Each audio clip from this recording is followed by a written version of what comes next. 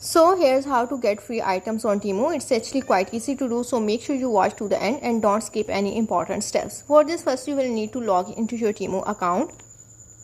Once you are logged into your Temu account, if you are a new user to Temu, then Temu will offer you a free spin.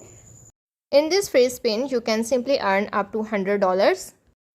To claim this $100, you have to simply scan this QR code onto your phone to download the app.